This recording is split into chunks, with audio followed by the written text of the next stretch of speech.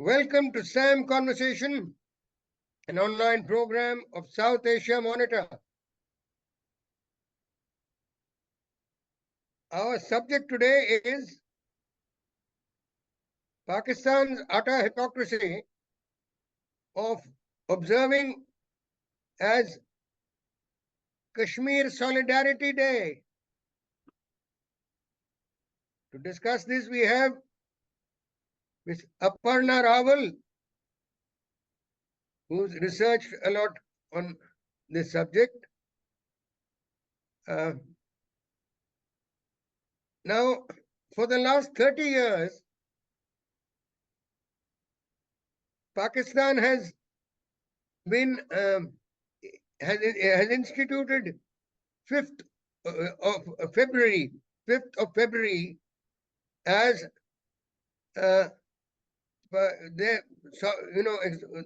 Kashmir Solidarity Day.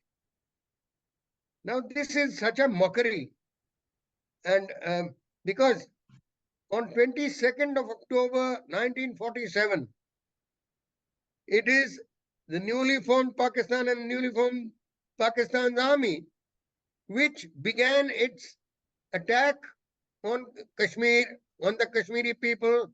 Not just an attack, it was loot, rape, and pillage. Literally.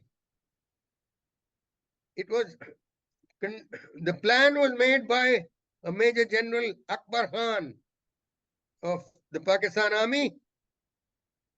His instructions to, there were a few thousand of Pakistan Army personnel who were mixed with about 12,000 Kabylis, tribals.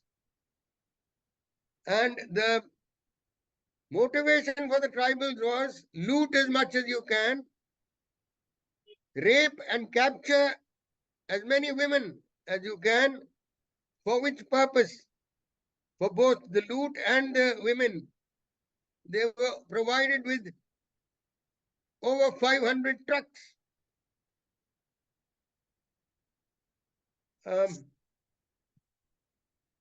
Aparna, start. For starters, February 5th, as Pakistan celebrates the solidarity with Kashmiris, itself is a fine masterpiece of Pakistan's propaganda to portray itself as some sort of a savior. What it fails to talk about is how it actually invaded Kashmir and how there were atrocities which followed. Plus the eyewash it was showing towards the world about how it was in solidarity with Kashmiris. Now, if we go back to August of 1947, when there was a standstill agreement still with Hari Singh, that time the erstwhile Maharaja of Kashmir, the idea was to maintain a standstill without any violent conflicts or disputes, any of that sort. However, Pakistan already started its plan much in advance during that time to invade Kashmir. The motivation behind the attacks, what Pakistan wanted, had nothing to do with any religious beliefs of being liberators or saviors. They were perpetually the raiders into the valley. And second of all, it was from a more of a military strategic perspective. It had nothing to do with the people doing any kind of a jihad. This is a myth that Pakistan has been narrating for a long time, that the main reason for going into Kashmir was to liberate the people of Kashmir. It was to save Islam. It was for the people to do this holy jihad, which is definitely not the case. So Major General Akbar Khan, as you had mentioned, he had written a book called Raiders of Kashmir, in which he had clearly outlined how the plans to invade Kashmir came to fruition and how Pakistanis created the atrocities in the valley. So keeping this in mind, the plan was already put into place since August. By October 20th, we see like a bunch of tribals, the Pashtuns. According to a lot of analysts, there were more than 22 tribes of the Pashtuns utilized to carry this attack.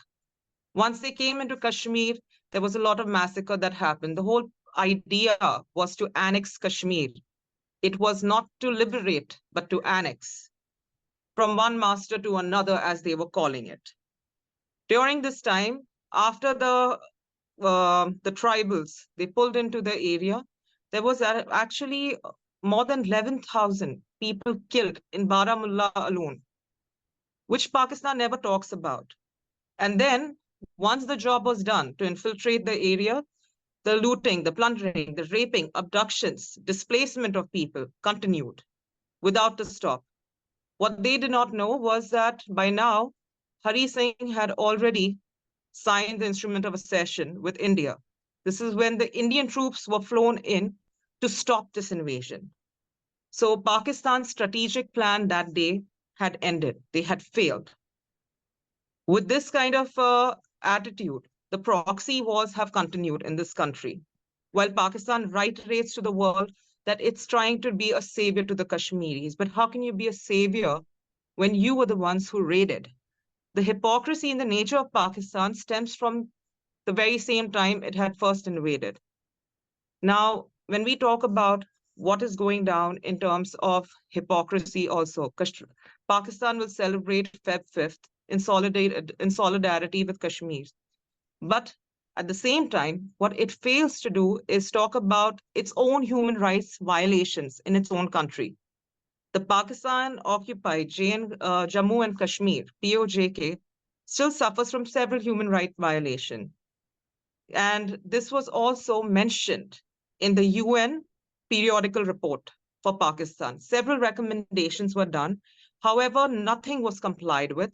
Somewhat of a satisfactory answer was given based on whatever evidence Pakistan could submit to the UNRP report. What it doesn't talk about is the strict blasphemy laws that it has introduced in the country since January. And it is second to the Iran's blasphemy laws, which is the strictest in the world. There have been so many cases where these blasphemy laws are targeting people from the minorities, the Shia community. But Pakistan still talks about standing in solidarity with the Kashmiris. So the question of hypocrisy comes from the very fact that it talks more, I mean, you know its intention, the intention to annex, the intention to make Kashmir a part of Pakistan. But whose agenda or interest does Pakistan serve? There was a famous case of Asia Bibi, a minority lady. She was placed under the blasphemy law without proper investigation. Death sentence was handed out to her. People who stood with this lady were killed off, including some politicians. Not only that, if I have to talk about Pakistan's hypocrisy, we can even discuss the protests in Muzaffarabad, which happened 7 days ago. The people of Muzaffarabad have openly been talking about being treated as second-class citizens in their own country, a country which cannot actually give the rights or respect the human rights of their own citizens. How can they advocate for any kind of solidarity or justice for another country which is thriving, and that too is doing well in terms of employment, economy, when Pakistan is completely ruptured in chaos because of its political instability, economic instability as well. So keeping this in mind, even like their own famous activists, this person called Tokir Gilani, he was talking about how the treatment has been meted out to the people of POJK as well. There have been basic right violation, human rights violation, where people cannot speak up against the government. If you speak up against the government, you'll be detained, displaced. And there is no sign for a basic freedom of speech. Pakistan criticizes India when it talks about internet being shut down during certain operations. But it restricts its own people from the basic freedom to speak. So the hypocrisy can be traced in so many different aspects with Pakistan that it is a wonder how anyone would believe them. Now, Feb 5th, they will show solidarity with Kashmir, but it forgets to talk about the massacres that happen in Mirpur, the massacres that happen in Poonch, places where even Hindus were killed. And the invasion of 1947 was not limited just to the Hindus. Even the Muslims were killed. The Pakistani side failed to recognize anybody in terms of religion. Its idea was to rape, annex, plunder. So, with this in mind, this wasn't a matter of religion. It was a matter of a strategic interest that Pakistan had. Plus, it wanted to gain some kind of traction more towards the northern part to have some links with countries like China. So, while keeping this in mind, even like the human rights director, Brad Adams, made a statement saying that the area of POJK, also called as Azad Kashmir, is not entirely free, as the word Azad means, but is very much still in control of the Pakistani troops. While this is going on, there are other issues erupting in the state of Pakistan. For example, the case of the Balochistan province. Maharang Baloch is this activist who has been fighting for more than 50 days for the missing people, displaced people of Balochistan. There have been kill and dump policy of Pakistan that's been going on for a very long time. In order to please the Chinese colonials who are trying to marginalize the Baloch in their own province, Pakistan had also had one of their generals, Ayman Bilal, under the orders of China, carry out the kill and dump policy of the Baloch. Since years and years, there have been protests about the basic human rights being misplaced, abductions, missings of a lot of people, which is not limited just to POJK, their own Kashmir, as they call it. When they cannot provide basic human rights to their own Kashmiris, how do they plan on talking about human rights of the Kashmiris in Indian region, who actually do have a much better life? We don't see these people protesting and saying, yes, sir. Yeah, no, very, very well brought out, Aparna, but I'm glad you switched on to the Baloch. We must also keep in mind that in Pakistan, the Sunnis have been killing the Shias, outrightly killing the Shias, Ahmadiyas. No, and as far as the Hindus there are concerned, there's absolutely no holds barred on killing, on still forced marriage with the women, making them convert. That carries on. Right. But the people of POJK and Balochistan are already, you touched on it, and if you have more details, do come out with them, that in both there is a major Chinese presence. Yes. Now, this is particularly a time for Pakistan to be a little careful, because politically they're in a state of absolute turmoil. Yeah. That cricketer turned Prime Minister Imran Khan has been awarded a 14-year, jail term. Yes. We don't know what his future will be. With all that is going on, they still have enough time. The army still has enough time to continue its anti-India activities in Absolutely. the valley. Now, not only in the valley, but now in areas of north of Jammu also. Yes. And all this continues, and with that crocodile tears or hypocrisy, saying that we are, Kashmiris are being, being suppressed, etc., etc. Whereas Kashmiri Muslims in any part of India enjoy full-fledged rights Freedom. on on any aspect? Yes. Please. I think the biggest problem between, I mean, if I have to compare the situation India versus Pakistan, the biggest important thing to touch on is that our country treats our citizens as its own without any isolation or differentiation. In Pakistan, you have to be a Sunni Punjabi or from one of those elite classes to have the basic rights. There is even an issue with electricity in areas of POJK. There was a protest carried out by the teachers in POJK in 2021, and it was a peaceful protest asking for a pay hike.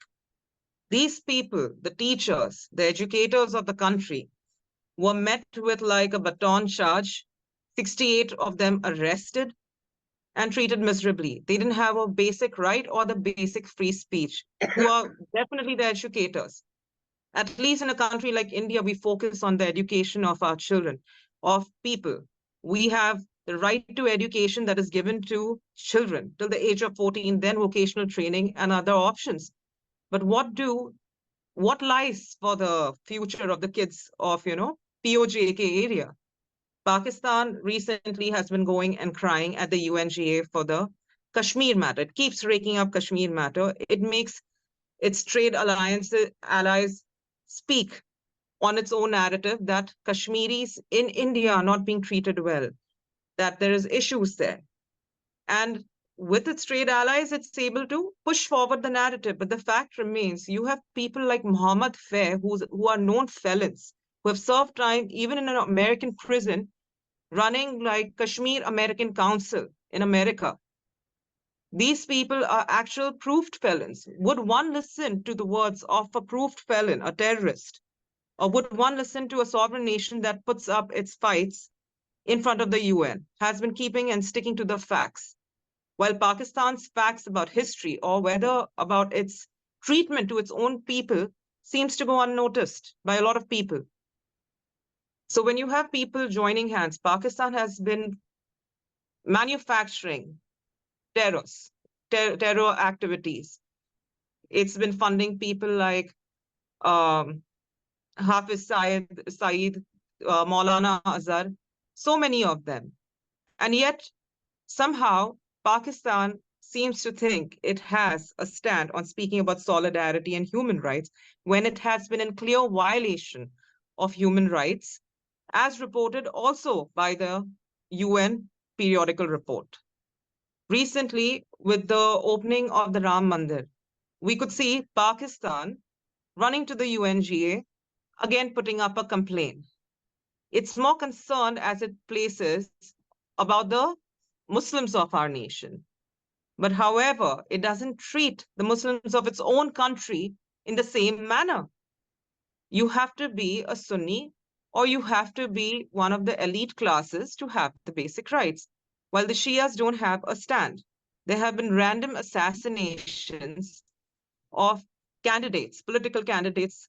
Well, in fact, a few days ago, one of the political candidates from Balochistan, who was from Imran Khan's party, was found assassinated. ISIS claimed the attack. However, it's also important to mention, like recently with things going sour between TTP and Pakistan, the TTP core commanders have also made a statement stating that Pakistan has been using ISIS cadres to actually infiltrate into Afghanistan. While taking the military cover, they have been trying to push these cadre groups into Afghanistan. And not only that, one of the famous TTP core commanders, Ehsanullah Ehsan, he even stated that Please, Pakistan... please elaborate TTP, Tehreek-e-Taliban Pakistan. Pakistan, yes. So Tehreek-e-Taliban Pakistan, like prior to Taliban coming to power, Pakistan had its own strategic interest in Afghanistan, and it hoped that when Taliban comes to power, it will have more influence in the region. However, things went sour with Taliban. And because of this, what it has done is Pakistan has made a certain deal with the ISIS leaders. Not only that, ISI has also started providing safe havens to some of these ISIS leaders. They are being welcomed into the guest houses of the Pakistani government, kept in a decent fashion, and they are being controlled to carry out jihad up north because ISIS is looking for a monopoly in Afghanistan since Taliban is out of the war theater. And at the same time, Pakistan also gets to push its agenda in Afghanistan. While this is going on, one of the core commanders of TTP himself stated that what is happening with Afghanistan is similar to what happened in Kashmir. Pakistan employing terrorists to go into Kashmir, do proxy wars under the military cover and creating distractions. This is coming straight from one of the TTP leaders. So a country which is actually exporting terror cannot be doing anything worthwhile for the human rights of people anywhere, let alone its own country. So in that sense, it's safe to say that Pakistan's hypocrisy to push its narrative is definitely going to expand some more. But it's also very strange that Pakistan refuses to introspect about its own current conditions. With like a caretaker government in place, elections being kept for February 8th. And already prior to the elections, there have been massive bombings and violence, protests in the country. And it's quite unstable. So with this kind of situation, one can clearly see the hypocrisy. And when their own general who participated in the invasion of Kashmir writes a book and talks about how Pakistan created that plan to invade Kashmir much in advance, 2 months prior to the actual invasion, we know it's a well thought of plan and it's coming straight from the source. So in such a case, the hypocrisy is written all over Pakistan's narrative. Yeah, thank you, Aparna. Yeah,